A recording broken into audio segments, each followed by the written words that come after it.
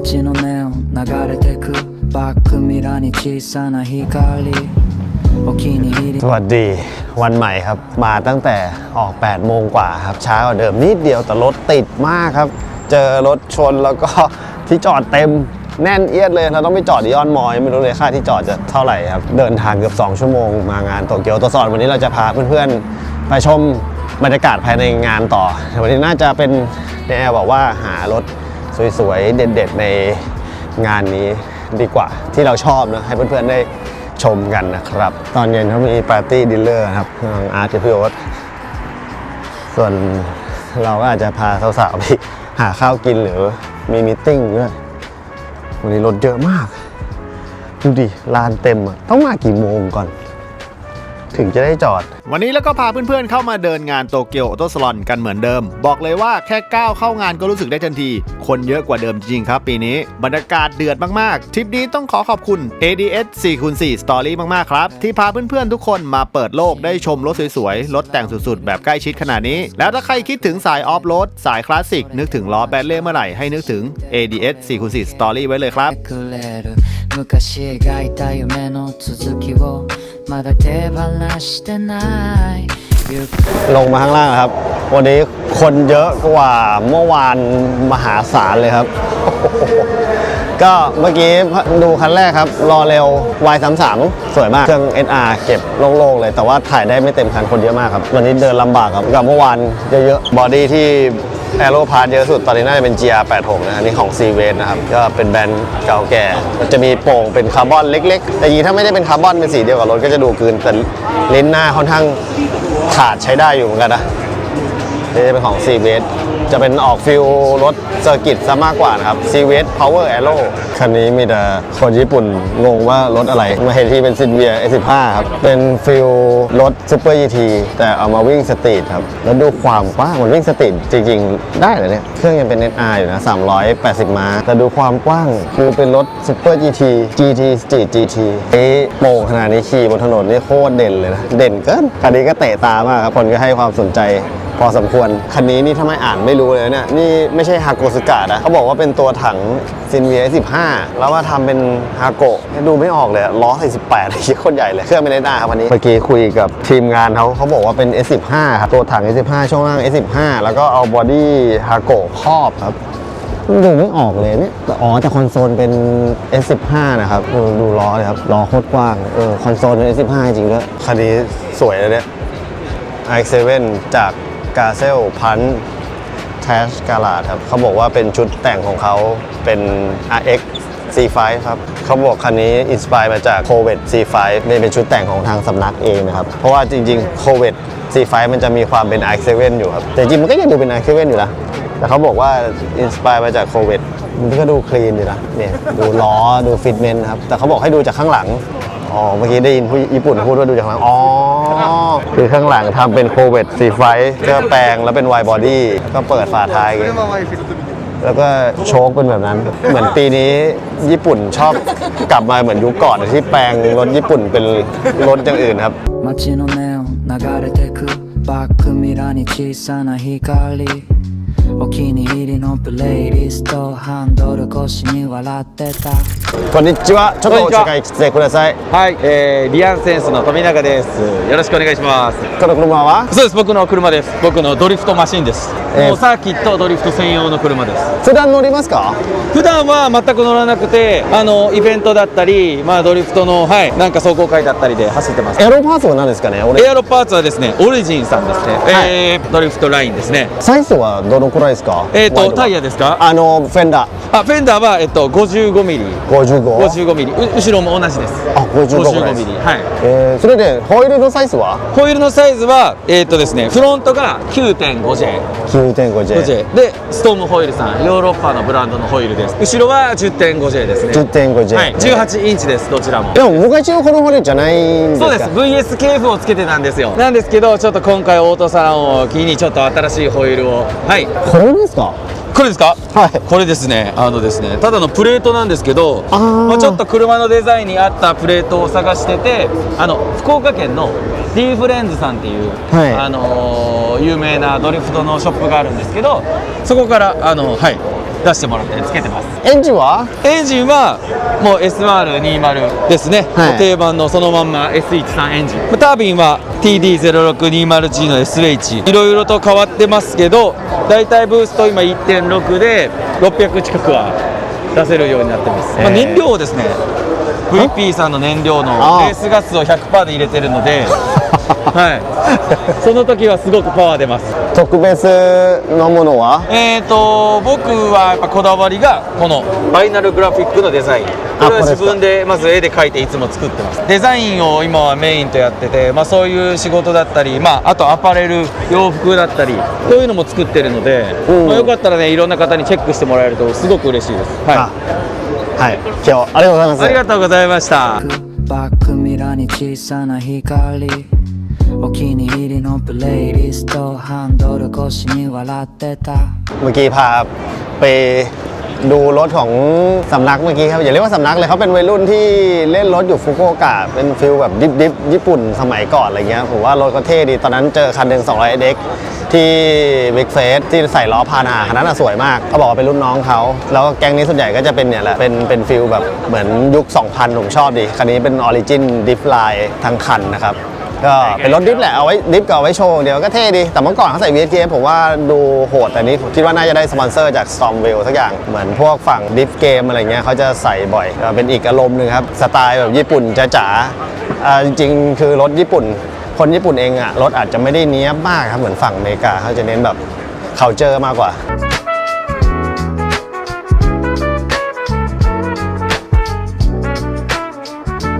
แวะมาสำนักคูครับถ้าใคร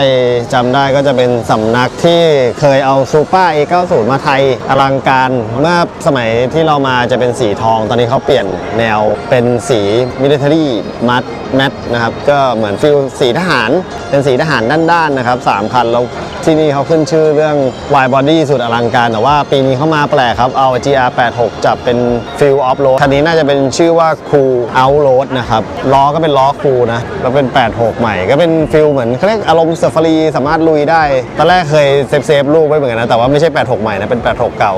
อันนี้เขาก็เริ่มเปลี่ยนแนวครับเอารถสปอร์ตมาทำเป็นฟิลลุยๆเนี่ยมีที่ใส่ยางอะไหล่แบบไว้ฟิลแรลลี่ฟิลรถแรลลี่นะครับก็เท่ไปอีกแบบนึงนะครับอันนี้แปลกสุดครับเอา86ให้มีอารมณ์เหมือนรถออฟโรดครับมีกันชนเหล็กด้วยแต่ว่าเป็นไวด์บอดี้และเตี้ยแล้วดูวิงหลังดิโคตรอลังการนะก็สีเป็นสีเดียวกันครับสีทหารแบบด้านๆแล้วก็คัน GR Yaris ก็โอ้โหอลังมากหางหลังอันนี้ก็เผื่อมีใครสนใจนะใครชอบสไตล์นี้ครับอันนี้ก็เสนอเป็นแนวทางถือว่าแปลกดีอยู่ในบูธ M Gain นะครับ GR Yaris พาร์ทเรียบๆแต่ดูแพงเลยนะดูสวยเดีย M Gain จริงๆเขาจะเป็นแนว VIP ถุงลมนะครับเมื่อก่อนดังในพวกรถ VIP แต่หลังๆมาทำรถซิ่งด้วยแล้วตอนนี้เขามีทำชุดแต่งพีรูดครับพีรูดตัวใหม่มาแล้วครับของ M Gain แต่หลักๆก็เป็นแนวเรียบๆครับมีไม่กี่ชิ้นมีหางหลังตูดเป็ดมีดิฟฟิวเซอร์มีข้างแล้วก็มีหน้านะครับพีรูดตัวนี้เพื่อนๆคิดเห็นว่าไงบ้างครับพี่จิโร่เขารีวิวไปแล้วถ้าส่วนตัวนะผมมองผมเฉยๆเขาก็พวกประเภทแบบแอบฟังพวกคนญี่ปุ่นเขานินทากันด้วยนะครับเขาบอกอย่างตัวนี้มองมันผ่านเหมือนพี่อุดเลยสำหรับ Honda พีรูดวันนี้คนเยอะมากอะถ่ายโคตรยากเลยกว่าจะเดินได้แต่ละก้าวนี่คือลำบากนะครับฝั่งนี้จะเป็นพวกรถใหญ่ซะเยอะผมก็ไม่สามารถที่จะถ่ายมาให้ดูได้ทุกคันเนาะเพราะว่าคนมันเยอะมันใช้เวลานานในการถ่ายเราอยากเอาที่รถเด่นๆที่เราชอบภายในงานให้เพื่อนๆได้ชมนะครับแอมเกนเขาเอา86มาจอดข้างนอกครับอันนั้นเป็น86เก่าส่วนนี้เป็น86ใหม่จริงๆถ้าเป็นสีเข้มๆอาจจะดูโหดดีเหมือนกันนะได้อารมณ์คนละแบบกับแพนเดมจะเป็นอีกฟิลนึงแต่สวยนะเอ็มเกนพูดถึงสำหรับ86ใหม่ดูอลังการแต่ถ้าไม่ถุงลมผมว่าน่าจะหมดสิทธิ์นะครับเอ็มเกนทำ 400C ด้วยแต่มีความรู้สึกว่าทำไม 400C มันหนีจากฟิลนี้ไม่ออกเลยฟิลให้มันดูย้อนยุคเหมือน 240 อ่ะเนี่ยไปโป่งเย็บหมดเลย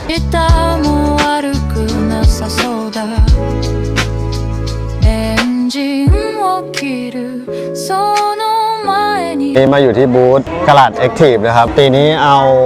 R33 ที่เป็นสี Candy Red มานะครับแล้วก็เป็นพาร์ท Wide Body ไดคาร์บอนจากทางกลาด Active เลยครับคือตอนนี้ของเขาก็จะดังในเรื่อง Skyline แล้วเป็น Full Carbon ครับแต่ว่าตอนนี้ที่คนฮือฮาคือการไล่สีจากหลังที่เป็นไดคาร์บอนแล้วไล่เป็นสีแดงนะครับ คันนี้สวยเนาะล้อก็เป็นล้อกระดาษ Active นะครับขอบประมาณ 18 กว้าง 12 หน้าหลังเลยครับแต่ว่าจะไม่ได้เป็นแนวยางเดิมนะจะเป็นยางอ้วนๆหน่อยภายในหุ้มใหม่หมดเลยครับผมชอบภายในเดี๋ยวนี้ญี่ปุ่นหุ้มภายในฟิลนี้มันดูสะอาดมันดูอินเตอร์ดีนะอารมณ์แบบเหมือนพอร์ตอ่ะผมว่าได้แรงบันดาลใจจากพวกพอร์ตซิงเกอร์อะไรอย่างเงี้ยภายในหุ้มเป็นสีน้ำตาลแล้วก็ตัดด้วยลายขาวเครื่องคันนี้อยู่ประมาณ700 ม้านะครับทำที่กระดาษ Active นี่ก็เป็นอีกหนึ่งคันที่สวยสำนักนี้ตั้งแต่ไปซีมาก็ดังเลยครับนี่เป็นเพื่อนประธาน R31 House เลยนะครับอีกคันจะเป็น R32 นะครับโอ้โหอันนี้ก็เป็นคาร์บอนทั้งคันเหมือนกันแต่ค่อนข้างถ่ายยากครับบูธนี้ให้เขาเรียกว่าต่างชาติให้ความสนใจค่อนข้างเยอะนะครับเพราะตอนนี้ต่างชาติจะอินกับพวกสกายไลน์คันนี้ก็มีคนให้ความสนใจเยอะครับ R32 แต่คันนี้เป็นไดคาร์บอนทั้งคันครับใส่ล้อ BBS LM เครื่องก็สเตตแบบดูเรียบๆเก็บห้องเครื่องสวยๆนะครับแต่พูดถึงงานของกระดาษ Active เขาค่อนข้างที่จะเนี้ยบอยู่นะแต่จะไม่ได้เก็บโล่งมากแล้วก็ไม่ได้โทโบใหญ่ครับแต่นี่ก็700 ม้าก็เหลือเฟือแล้วยิงล้อของเขาเองก็ลายโหดอลังการเอาเรื่องอยู่นะDAD ครับถ้าใครเล่น VIP ผมว่าน่าจะต้องรู้จักสำนัก VIP ในโบราณเล่นใหญ่นะครับข้างหน้ามาเป็นสีเงินกับสีทองเอาคริสตัลเหรอน่าจะเป็นคริสตัลนะแบบทั้งคันเลยคือโคตรเด็ดอะรู้ว่าตะโกนอะเบาะเป็นแบบมิงด้วย ภายในคอลแลบกับไอ้นี่ด้วยนะนักร้องเลยนะครับกลับมาก็เอาให้อลังเลยโคตรเด่นเลยขับไปไหนไงก็เด่นญี่ปุ่นก็ชอบจริงนะแนวเนี้ยความถ่ายยากของงานนี้อยู่ประมาณเลเวล 10 อะ ถ่ายโคตรยากมากแต่ก็เอาจริงมันมีหลายๆคันนะที่เราเคยเห็นเมื่อ2 ปีก่อนก็มาจอดเยอะเหมือนกันนะมันยังไม่ค่อยมีความแตกต่างมากขนาดนั้นนะสำหรับในปีนี้จากที่ดูก็มีเป็นแนวที่เอารถใหม่ๆมาทำเป็นรถเก่าซะเยอะนะครับแล้วก็เป็นรถย่อส่วนซะเยอะจะเป็นแนวนั้นเยอะแล้วก็พาร์ทที่ออกมาใหม่มันยังก็พูดถึงก็ไม่ได้เยอะมากขนาดนั้นอะ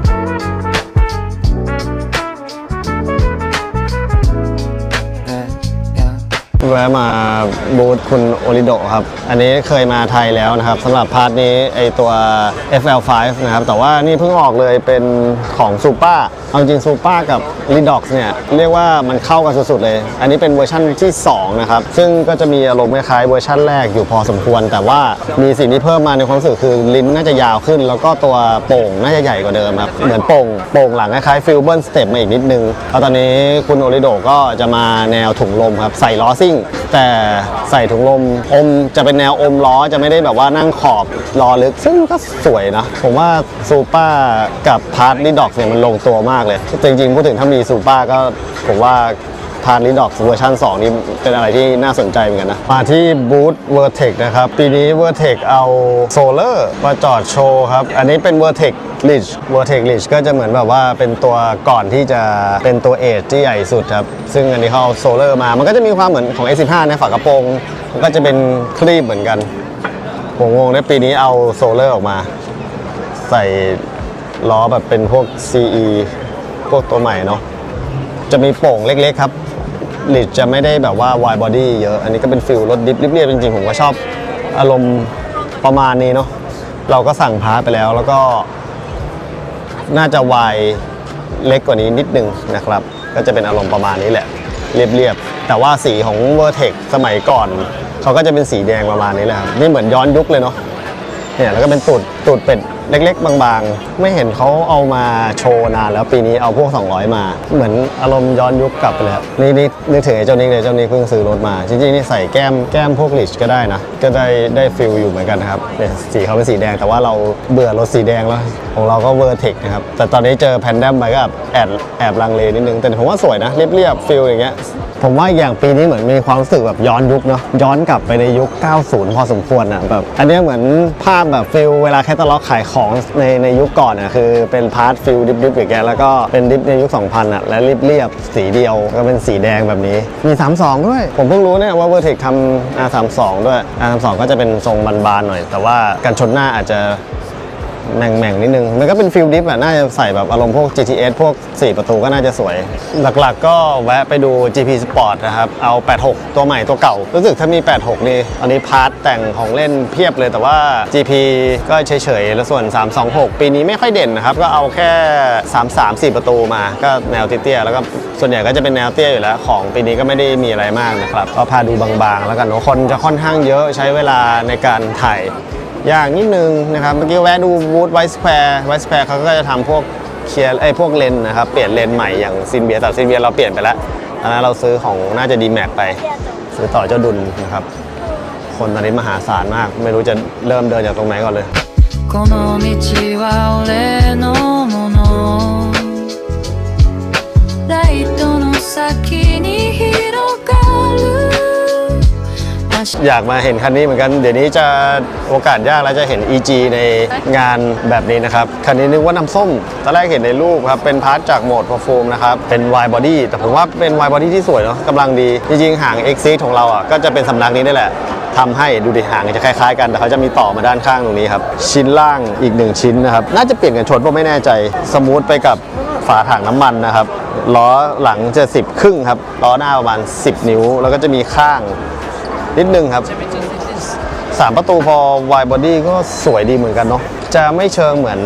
ทางแพนแดมสักทีเดียวนะครับจะมีความสมูทมีความคล้ายๆรถเดิมมากกว่านะครับคันนี้น่าจะเป็นเครื่อง B เนาะกันชนยังเป็นกันชนเดิมอยู่เลยแล้วก็มีต่อลิ้นเพิ่มมาหน่อยแล้วก็มีชิ้นล่างอีก1ชิ้นนะครับแล้วก็ฝากระโปรงมันก็ดูสมูทดีเหมือนกันนะสมมติอย่างเรา wide body เราต้องโดนล้อใหม่เลยครับเพราะว่าสเปคมันน่าจะไม่ได้แต่คันนี้มันเป็น wide body ที่ค่อนข้างสมูทนะครับเมื่อก่อนโหมดจะทำแบบเป็นแค่เปลี่ยนไม่กี่ชิ้นจะเน้นเรียบๆเปลี่ยนกันชนอะไรอย่างเงี้ยครับแต่ว่ารอบนี้มาเป็นฟิล wide body แล้วข้างในก็ทำเป็นฟิลเหมือนรถแข่งนะครับนึกว่าน้องน้ำส้ม ไม่อยากไปร่าง wide body ครับพี่ชายผมอยากจะให้ไปร่างฟิลรถแดกอยู่เลยเข้าไปนี่โดนอีกเยอะเลยผมว่าเขา wide body แล้วดูสมูทดีนะคันนี้แต่ใช้หลายชิ้นอยู่ราคาน่าจะเอาเรื่องอยู่นะครับดูดิน่าจะมีชิ้นนี้ด้วยแล้วก็ชิ้นล่างแล้วก็มีชิ้นนี้อีกแล้วก็รับเข้ากระโปรงคิดว่าน่าจะมีตรงนี้อีกหน่อยนึงแล้วก็มีท้ายผมว่าทุกอย่างมันดูสมูทดีเนาะมันเป็น3ประตู wide body ที่ไม่ตะโกนมากจนเกินไปผมว่าสวยดีอะแอบน่าสนใจเหมือนกันนะプレイリストハンドル越しに笑ってた難しいこと置いてきたนี่เข้ามา LB ครับ200โซเอาอันนี้คือเขาขายพาร์ทหรือเขาขายทั้งรถแล้วเนี่ย211เพิ่งออกมาที่บูธ Liberty Walk ครับอันนี้เป็นโซนฝั่งเล็กๆนะครับก็คนเยอะตอนนี้ค่อนข้างที่จะคนให้ความสนใจเยอะขายเสื้อผ้าอะไรก็ได้เยอะนะครับอันนี้เป็นคอลแลบกับจอห์นเซบาลนะครับจริงๆมันมีคันใหญ่อยู่ข้างในเดี๋ยวพาไปดูคือจะเป็น R35 แล้วทำเป็น convertible นะครับคันนี้ก็เลยแปลงโคเพนนะเป็น Liberty Walk ให้มันเหมือน R35 แล้วก็เป็นC28 Cabriolet เหมือนกันนะครับฟิลเดียวกันเท่ดีนะน่ารักดีอะLB นี่ตอนนี้ดังไปทั่วโลกเลยคือไม่ใช่พาร์ทแต่เดียวเป็นแฟชั่นไปแล้วด้วยนะครับพอไปที่ฮาราจูกุเนาะฝรั่งก็มาซื้อเมอร์แชนไดส์กันแบบโหดๆเลยเอาจริงๆเราก็ต้องบอกว่า Liberty Walk นี่เป็นแฟชั่นไปแล้วนะครับคือจริงๆเป็นพาร์ทเหมือนเดิมแหละแต่เขาคอลแลบกับแบรนด์ทั้งเบฟทั้งล่าสุดก็คือ X Large นะครับเป็นสตรีทแวร์มากขึ้นพาร์ทเหมือนเดิมแต่แค่คาดลายแล้วก็ทำเสื้อทำเมอร์แชนไดส์ขายตอนแรกเราก็ว่าจะโดนแต่ก็ยังไม่ได้ซื้อนะครับที่ฮาราจูกุมีอยู่แต่ลัมโบคันนี้ทำลายนี้แล้วสวยดีนะเท่ดีมันมีความญี่ปุ่นนี่นะครับ LB แต่ละประเทศพอแรปสติ๊กเกอร์มันก็จะมีกลิ่นอายของแต่ละประเทศอยู่เหมือนกันนะเนี่ยดูดิคันนี้ก็เป็นแบบ X Large นะครับหลักๆก็เหมือนไว้ทำเสื้อนั่นแหละคนเยอะโคตรหายากมากนี่อารมณ์ผมแบบไม่เปิดการสั่นเลยอะไม่งั้นถ่ายไม่หมดคันครับไม่เต็มคันเพราะคนเยอะจริงนี่เราใช้เลนกว้างสุดแล้วนะอุตส่าห์ยืมแบบเอาเลนของโซนี่28-70มาไม่ค่อยได้ใช้เลยครับไม่สามารถที่จะถอยหลังได้จะถ่ายลัมโบมันถ่ายยากมากอันนี้ก็เป็นลายสติ๊กเกอร์ใหม่ครับเปลี่ยนฟิลตอนนี้เขาเปลี่ยนฟิลหมดเลยนะให้อารมณ์แบบเหมือนพวกในเกม Before ใน The Fast อะไรประมาณนี้แต่ว่าเป็นพาร์ทเหมือนเดิมครับเป็น R34 C28 ครับก็ดูเปลี่ยนอารมณ์เหมือนกันนะจริงๆบางทีพาร์ทเดิมแต่แค่เปลี่ยนลายสติ๊กเกอร์รถก็อารมณ์เปลี่ยนครับนี่เรามาอยู่ในบูธ LB นะครับเปิดตัว200 C28 แล้วก็ คันนี้ครับคอลแลบกับจอห์นเซบาลจะเป็น R35 Convert คันแรกแล้วก็เป็นพาร์ท LB ก็คือจะเป็นพาร์ท LB นี่แหละแล้วก็น่าจะตัดสดเลยนะครับทำเป็น convertible เองเลยครับสิ่งที่ LB โดดเด่นก็คือการจัดบูธแล้วก็ LB มันไม่ได้เหมือนแบรนด์บอดี้พาร์ทแล้วมันเหมือนแบรนด์แฟชั่นแบรนด์หนึ่งไปแล้วมันค่อนข้างที่แฟชั่นแล้วก็ทันสมัยแล้วก็วัยรุ่นสุดแล้วในตอนนี้นะครับเป็นเล่นไปนะตอนแรกดูในรูป200 SX ไอตัว C28 ดูเฉยๆนะแต่พอมาดูตัวจริงผมว่าสวยดีนะแอบน่าสนใจอาจจะดูอลังแต่ผมว่ามันก็แปลกดีอะ35โทนประมาณนี้ผมว่าสวยแล้วปีนี้เอาคันนิวละนะครับ LB สติ๊กเกอร์ใหม่เป็น Liberty Walk Kit นะครับนี่มีโซน Liberty Walk Kit คือเหมือนให้เด็กๆมาซึมซับกับรถยนต์นะครับเป็นโซน Liberty Walk Kit ให้เด็กมาวาดรูปเล่นไอเดียแกดีแต่แกเคยพูดอยู่ในเมื่อก่อนที่เราเคยทำคลิปอะแต่สมัยนานแล้วเคยคุยกับแกอยากที่จะแบบว่าให้เด็กมาซึมซับกับนี่ครับการงานคัสตอมนะครับลุงคาโต้แกหัวบันเจิดมากๆแต่สวยนะพอทำเป็นลายแบบนี้กลายเป็นน่ารักเฉยเลยแล้วบูธเขาก็ตกแต่งให้มีกลิ่นอายญี่ปุ่นโบราณนะครับมีเลาส์ไว้สำหรับดื่มพวกแขก VIP อาจจะพวกลูกค้านะครับพวกตัวแทนต่างๆนั่นเองครับได้เจอคุณโทชิพอดีครับคุณโทชิบอกให้เข้ามาข้างในมาดูคันนี้ได้โอ้คันนี้โคตรหล่อเลยไปมาสวยแล้วเนี่ยดูดิเก็บรายละเอียดข้างในแบบภายในขาวกลายเป็น200 SX ดูแพงขึ้นมาทันทีเลยตอนแรกดูในรูปแบบอาจจะรู้สึกเฉยๆแต่ด้วยสีหรือเปล่าไม่รู้นะที่มันเงาแบบเงามากขนาดนี้ดูดิครับแต่ข้างหลังนี่ก็คืออลังการมากเลยอยากดูข้างหลังพอดีครับต้องได้เข้ามาถ่ายถึงแบบโอเคแต่สวยอ่ะคุณเล็กทักกุ้ยแหน่ต้องให้ขอบคุณคุณโทชิครับก็สวยเลยกลายมาสวยอ่ะดีแล้วก็ล้อ LB นี้สวยครับเดี๋ยวนี้เขาทำกับ AME นะครับ LB ภายในก็เก็บใบคัสตอมเลยครับไม่ได้เน้นเก็บเดิมแล้วก็ทำลายสติ๊กเกอร์ประมาณผมว่าความสนุกของ Liberty Walk คือการทำลายพวกสติ๊กเกอร์แบบนี้นี่เองครับคือพาร์ทเหมือนกันก็จริงแต่ว่าถ้าสไตล์แล้วก็แบรนด์ของแต่ละเจ้าของที่มีเนี่ยสามารถทำลายได้ตามใจชอบเลยครับเข้ามาดูข้างในก็พอแล้วครับหลักๆอยากดูเพราะคันนี้มันหมุนเห็นรอบไปแล้วครับแต่อยากดูคันโน้น200 SX ครับ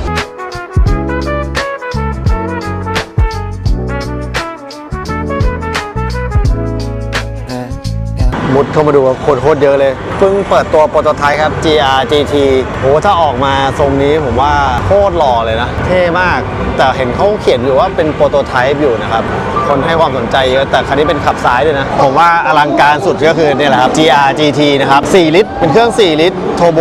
V8 เอาเรื่องแรงม้าอยู่ประมาณ600 กว่าตัวนะครับแล้วก็คันนี้เป็นไฮบริดด้วยนะครับหรือว่าเอาเรื่องเลยขายจริงเห็นเขาบอกว่าจะประมาณปี 2027 ตอนนี้มันยังเป็นรถโปรโตไทป์อยู่ไม่รู้จะมีเปลี่ยนแปลงรายละเอียดอะไรหรือเปล่าแต่โดยรวมคือโอเคมากเลยครับสวยมากเลยเป็นขับเคลื่อนล้อหลังด้วยนะครับเขาก็คงทำไว้เพื่อที่จะแข่งขันในสนามด้วยแล้วก็ใช้บนท้องถนนด้วยนะครับโตโยต้าก็คือพัฒนา GR นี่คือพัฒนาแบบสุดยอดจริงๆนะครับมีให้เราได้ตื่นเต้นให้แบบว่าแฟนๆจับจองไม่แน่ใจว่าถ้าถึงเมืองไทยจริงๆจะราคากี่สิบล้านแววๆว่า20ป่ะเหมือนได้ยินแววๆมากลายเป็นของ Heritage ไปแล้วอะไฟหน้าซูเปอร์เดินเล่นในโซนของ Toyota นะครับคือตอนนี้เขาแบ่งเป็น GR Heritage Part นะครับเมื่อกี้เป็นแบบว่า GR ตัวใหม่ที่ออกมานี่มีคอนโซลซูเปอร์ด้วยอันนี้คือเขาขายหรือเขาเก็บไว้โชว์หรือโชว์ว่าเบิกใหม่ได้อย่างเงี้ยเหรอหรือเขากลับมาทำพวกพาร์ทใหม่อ๋อคืออันนี้เปิดขายเดือน2แล้วก็เหมือนสั่งอ่ะเหมือนเปิดให้สั่งแล้วถ้าเกิดคนสั่งของก็จะมาส่งเหมือนกันครับคือพูดง่ายๆไปเบิกเสื้อสูบกับฝาสูบใหม่ได้แล้วก็อันนี้ถ้าไหนมีราคาก็คือยังสามารถเบิกได้อยู่ครับที่จะมาโชว์นี่พาร์ทเฮริเทจนี่ไม่ใช่อะไรนะคือพาร์ทที่ยังสามารถพอจะสั่งได้อ๋อเนี่ย A80 เฉพาะขายเฉพาะซับนะครับสามารถเบิกได้อ๋อเนี่ยไฟหน้าซ้ายขวาคือยังเบิกได้อยู่ข้างละ130,000 เยนข้างเกือบ 20,000เหรอของใหม่นะสามารถสั่งได้อยู่นะครับซูเปอร์ยังมีพวกหม้อลมเบรกพวกอะไรพวกนี้ยังสามารถเบิกใหม่ได้อยู่ตอนแรกนึกว่าแค่โชว์ครับเบิกได้หลายอย่างอยู่นะผมว่าต้องลองเช็คกันดูดีๆเหมือนทาง Toyota เขาเริ่มแบบกลับมาผลิตพาร์ทในบางชิ้นส่วนคิดดูดิทำเสื้อสูบกับฝาสูบของ CAG86 AE86 ใหม่เพราะมันฮิตมากอะแล้วมันมีบางช็อปที่เขาทำแบบพวก พาร์ทที่แบบเราไม่ต้องไปป่าผูสามารถซื้อมาแล้วก็ไปเชื่อมแล้วก็ทำสีได้เลยของ AE86 อยู่แถวๆนู้นแล้วฝั่งตรงนี้ก็จะเป็นพวกเหมือนของแต่งของ GR ครับมีมาขายเต็มเลยแล้วก็มีพวก GR Yaris มาโชว์นิดๆหน่อยๆ明日も悪くなさそうだตอนนี้ก็มาอยู่ที่บูธ 4x4 เหมือนเดิมนะครับแล้วก็เมื่อกี้มีพิธีมอบแผ่นป้ายนะครับเป็นดีลเลอร์เหมือนเดิมเดี๋ยวเขาจะไปกินข้าวกันเมื่อกี้มี HD เขาแวะมาหาพอดีเดี๋ยวเขาจะไปไทยต่อไงแต่ว่าเราอ่ะน่าจะยังกลับหลังเขาก็น่าจะกลับก่อนเขาจะไปหารถถ่ายอะไรเล่นๆประมาณนั้นแหละให้ญาติเขานะครับเทคไปหาคนที่ไทยแล้วเผื่อแบบจัดมีตติ้งอะไรเงี้ยเมื่อกี้เป็นเจ้าของเป็นคนจัดเลยพอดีแวะมาทักทายกันแล้วก็เผื่อช่วยอะไรเขาได้ถ้ากลับไปนะเมื่อกี้รับอะไรไปครับอ๋อ นี่ก็จะเป็นใบใหม่ครับ ใช่ครับ เป็น Official Distributor Certificate ครับ อ๋อ ก็คือตอนนี้เราเป็นตัวแทนอย่างเป็นทางการ ใช่ครับ ก็คือเราก็จะเป็นของแต่ละปีไปครับ อ๋อเขาให้เป็นปีๆเหรอครับ ใช่ครับเขาจะเปลี่ยนอันใหม่ให้ทุกปี อ๋อ ปีที่แล้วเป็นกระดาษปะปีนู้นเป็นกระดาษปะ ใช่ครับ ปีนู้นจะเป็นกระดาษ อ๋อ แต่ที่ทำแบบดีเลยนะ ใช่ครับ อ๋อ ก็เหมือนว่าเราเป็นตัวแทนแบรนด์เขาอย่างเป็นทางการ ใช่ครับ เราก็จะเป็นตัวแทนแต่เพียงผู้เดียวในประเทศไทย ใช่ครับ ก็คือตอนเนี้ยใครที่สนใจล้อแบดเล่ก็ติดต่อที่ ใช่ครับ ก็ถ้าใครที่สนใจล้อแบตเล่หรือว่าสินค้าของ 4x4 Engineering ก็สามารถติดต่อที่ ADS 4x4 Story ได้ครับ ครั้งนี้มาก็มาคุยงานเหมือนปกติ ใช่ครับ มีอะไรที่จะเอาเข้าไปใหม่ให้กับที่บ้านเราบ้างครับ ก็ส่วนมากก็จะเน้นเป็นล้ออะครับพี่ส่วนมากผมก็จะเป็นสต็อกล้อจะเยอะ เป็นตัวนี้เลยครับพี่ผมเพิ่งเข้าไปถึงเนี่ยครับเพิ่งถึงเมื่อวานเลยล้อที่2จะเป็นสำหรับจิมนี่อันนี้จิมนี่เหรอครับใช่ครับจะเป็นซูซูกิจะเป็นสำหรับซูซูกิจิมนี่แบลเล่ฟอร์ทาคุมิอันนี้คือทาคุมิใช่ครับแล้วก็ตัวที่พิเศษกว่าค่ายอื่นก็คือจะเป็นล้อที่กว้าง6 นิ้วครึ่งใช่ส่วนมากทุกค่ายเนี่ยจะผลิตออกมาจะประมาณ6 นิ้วอ๋อจะค่ายจะ6 นิ้วใช่ครับมีตอนนี้มีแบตเล่ทาคุมิน่าจะเป็นเจ้าแรกที่ทำออกมาเป็นสำหรับ6 นิ้วครึ่งลบออฟเซ็ต-5เหมาะสำหรับพวกซูซูกิจิมนี่ที่โมดิฟายเยอะคือตอนนี้จิมนี่บ้านเรากำลังบูมด้วยบูมครับแล้วตอนนี้ที่ร้านเนี่ยส่วนใหญ่อันไหนจะเอาเข้าไปเยอะสุดทาคุมิเหรอครับส่วนมากก็จะเป็นแบตเล่ทาคุมิแล้วก็จะเป็นแบตเล่วีครับอ๋อวีก็ยังไปเหมือนเดิมใช่ครับแบตเล่วีก็จะไปเรื่อยๆขอบ18ขอบ17ครับก็จะออกตลอดครับแล้วอย่างพวกทาคุมิเนี่ยเอาของแลนด์ครูเซอร์เข้าไปเยอะไหมครับหรือว่าก็มีครับมี250แล้วก็สำหรับแลนด์ครูเซอร์300ใช่ครับแล้วที่เขาบอกว่าเขาออกตัวใหม่มานี่เราเริ่มที่จะเอาเข้าเป็นบ้านเรามีตลาดไหมอย่างนี้มีคนเล่นไหมตัวนี้เหรอครับใช่ครับตัวนี้เดี๋ยวต้องลองตลาดดูครับพี่แต่ว่าสวยนะผมคิดว่าสวยเพราะว่าเนี่ยผมดูแล้วสวยมิติครับก้านแอนนิดนึงแล้วก็ออฟลึกด้วยก้านตรงก็จริงแต่ว่าก็แอนแต่คืออันนี้ก็ยังไม่ได้มีแผ่น 100% อันนี้เดี๋ยวผมสั่งเข้าไปครับพี่ก็กะว่าจะสั่งเข้าไปถ้าเกิดว่ามีคนดูอยู่อยากได้ก็สามารถสั่งได้นะซูซูกิจิมนี่ครับผมแล้วก็จะเป็นตัวนี้ก็จะออฟเซ็ตอันนี้ก็จะตัวใหม่ล่าสุดเลยใช่ครับอันนี้จะเป็น5รู 114.3 ออฟเซ็ต35ครับก็เท่ากับว่าตอนนี้ที่ร้านเนี่ยก็มีเกือบทุกสีเกือบทุกรุ่นเลยป่ะใช่ครับแล้วพวกของอื่นของ 4x4 เอาอะไรเข้าไปบ้างครับตอนนี้ก็จะเป็นพวกช่วงล่างครับพี่ใช่ครับก็เป็นช่วงล่างของพวก Land Cruiser ตัว 76ใช่ครับก็จะเป็นชุดช่วงล่างครับตอนนี้ก็จะเป็นได้รับความนิยมอยู่ครับสปริงเนี่ยของ76เนี่ยเขาเพิ่งจะออกมาเป็นชุดฟูลคิดครับพี่ใช่ครับแต่หลักๆเนี่ยล้อนี่คือแน่นอนถ้าคิดถึงแบตเล่ก็ใช่ครับคิดถึงที่ ADS 4x4 Story เราก็จะพอมีบ้างที่จะพอมีสต็อกแต่ถ้าตัวอันไหนที่เราไม่มีก็สามารถพรีออเดอร์ได้ประมาณไม่เกิน45 วันใช่ครับสินค้าที่พรีออเดอร์เดี๋ยวผมคิดราคาพิเศษให้จะพูดง่ายๆของที่เห็นอยู่ในคลิปที่เขาพาทัวร์แล้วถ้าที่ร้านยังไม่มีก็สามารถสั่งได้อยู่ดีใช่ครับผมโอเคแล้วเดี๋ยววันนี้เขาพาไปเที่ยวไหนเนี่ยก็วันนี้น่าจะพาไปมีตติ้งตัวแทนครับใช่ครับจะเป็นมีตติ้งของแต่ละประเทศครับก็ยังไม่รู้เหมือนกันว่าพาไปที่ไหนเขาก็เนี่ยให้เรามารอกันตรงเนี้ยก็แต่ละประเทศก็มารวมกันตรงนี้หมดแล้วเดี๋ยวอีกทีเราก็ต้องมูฟไปมีมีตติ้งกันต่อเนาะใช่ครับแล้วก็เดี๋ยวจบงานนี้เดี๋ยวเราจะไปที่นาโกย่าครับก็จะเป็นงานมีตติ้ง 4x4 ครั้งแรกที่จัดก็จะมีรถรู้สึกว่าจะมีรถประมาณ20กว่าคันครับใช่ครับแล้วก็น่าจะจบงานแล้วถ้าไม่มีอะไรผิดพลาดเดี๋ยวเราจะพาไปที่สำนัก 4x4 กัน โอเค ก็วันนี้จะจบมอบพิธีแล้วเดี๋ยวเขาไปปาร์ตี้ต่อ ถ้าเกิดใครสนใจล้อสนใจอะไรก็สั่งที่ ADS CU4 Story ได้นะ ได้ครับยินดีครับ バックミラーに小さな光お気に入りのプレイリストハンドル越しに笑ってた難しいこと置いてきた答えは今いらない โอเค จอดอีออนมอเมื่อกี้เกือบแล้วไปกดเลขทะเบียนใครก็ไม่รู้ 2,700 เยนทั้งวันก็โอเค แพงกว่าตรงนู้นก็ยังโอเคอย่างน้อยมีที่จอด แต่ว่าถ้าลานของงานมันจะ1,000แต่เราน่าจะต้องมา7 โมง 遠くへ行かなくても เมื่อคืนเฟล เมื่อคืนเฟลมีตติ้งเพราะว่าไปถึงแล้วตลาดวายอีกแล้วครับ ไปเจอเจ้าคิมเราเป็นแก๊งตลาดวาย คือไปถึง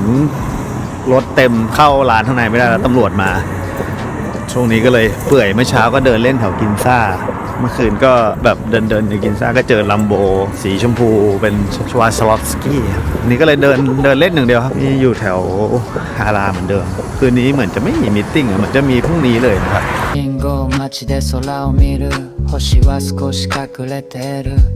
それでも街は優しくて ไม่เคยมาฮาราแล้วคนเยอะขนาดนี้มาก่อนเลย หลังๆญี่ปุ่นทำไมมันวุ่นวายอย่างนี้วะเนี่ย してな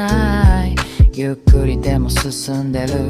このペースがちょうどいい夜のドライブ音に身を任